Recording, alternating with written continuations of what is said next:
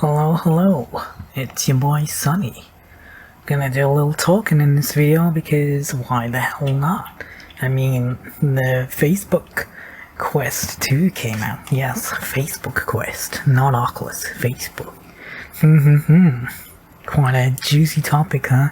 They released a new headset with the XR2 chip, and nobody knows what the fuck that means apart from me and other people who know their computers, but let's get right to the chase. So, XR2 chip. What does that mean? It is a Snapdragon processor, which is a lot better than what was in the last Quest. In fact, it will perform at least 2 times better in every aspect, like double the frame rate, whatever you need. So, that is a big thing for the Quest, and on top of that, it's only going to be $300, as you know. So you've come here after seeing Oculus do their Connect event. And my thoughts are it's going to be a great device. You know, like every other headset, it'll have its own issues, but they're actively working on the Quest quite a lot. So it's going to have maybe less issues than, say, the Rift S, because it has a lot of issues, even though I really like the comfort of the headset. And it might have been a bitch to set it up, but it actually worked in the end, which is what I'm using now. So, let's discuss more about processing. Facebook have their own, like, DLSS on NVIDIA. The RTX graphics cards can actually upscale lower resolution images, like, you know, playing at 720p and making it go up to like 4K, possibly. It saves a lot of FPS doing that.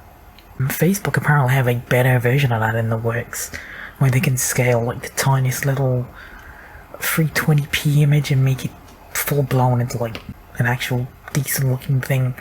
It works very well, but it's not completed yet, and I only imagine with the already huge performance increase on the Quest platform, to actually see it come into fruition is going to be a great thing.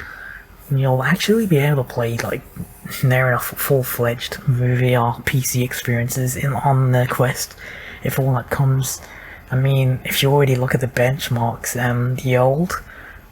if I was to compare like Android chipsets that are in the Quest, in the first one, let's say, the Snapdragon 835 is roughly on par with a very low-end i3 Intel processor. But then, you have the QR2. The CPU is actually on par with what I have right now. I have a i7 3rd gen, but surprisingly the 3rd gen one is decent. It's an old CPU, it's an old i7, but it's a desktop CPU. And I'm not even talking about a laptop, I'm talking about a desktop CPU. And for a Quest that's $300 to have the same benchmark scores, that's mind-blowing. It really is. People that hate Facebook will be like, blah blah blah blah blah, I don't care, you know, they're gonna take my information, they're gonna fucking grab my dick and shove advertisements down my throat. No, it's just not. They're not gonna personally do any of that to you. They might advertise a lot on certain, you know, apps. Whenever you log in, it might happen. If it does, it sucks, but it's whatever. What can you do about it? I mean, they're gonna take your information and they're just gonna pass it on to other advertisers and make money out of it, which is possibly, most likely correct. Maybe, I don't know. If I'm not correct about that, I don't care. I'm just here to talk about what I like about the Quest. I like a lot about it.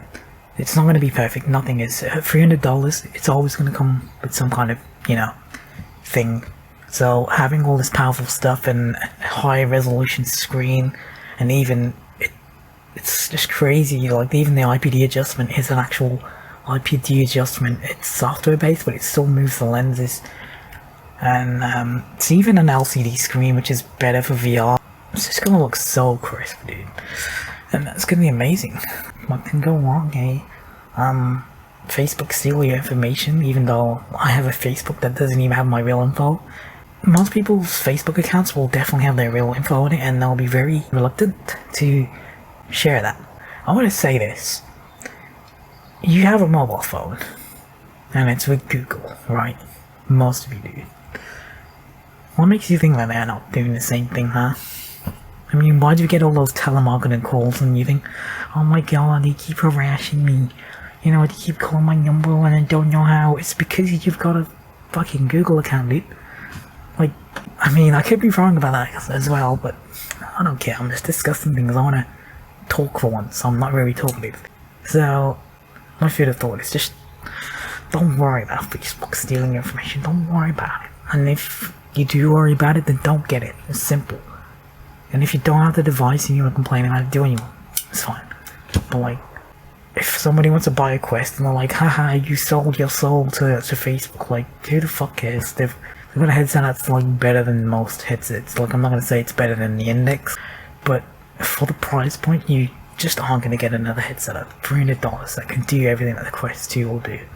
It's pretty amazing, and I look forward to new games like Population 1. That looks awesome.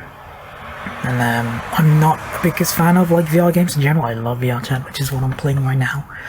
VRC's got a great community, a lot of people playing it, like especially lately. Sadly, people in the Quest will still see robots a lot, and I want to see more Quest content put out. I'm gonna try my best to put out what I feel is good enough for the Quest. Like, you see this little world here, it doesn't look amazing, but hey, it's very optimized. It's only got like 4 or 5 materials.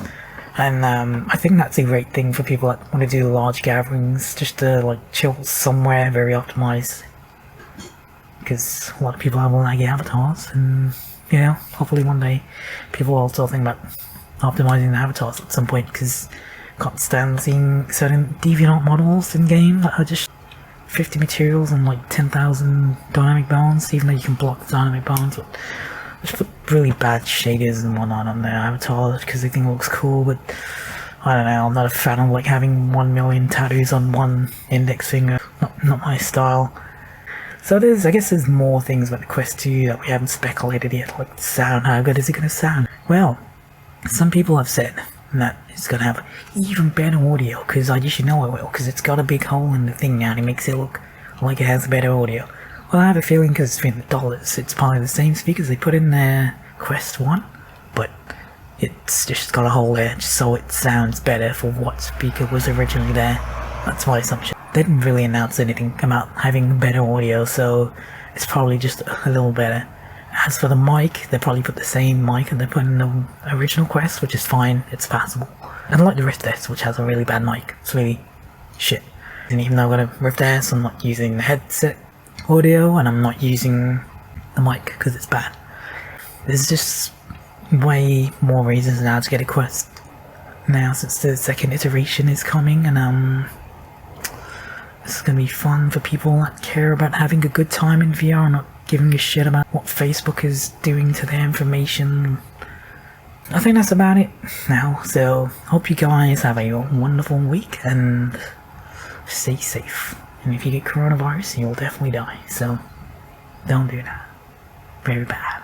Adios, gamers.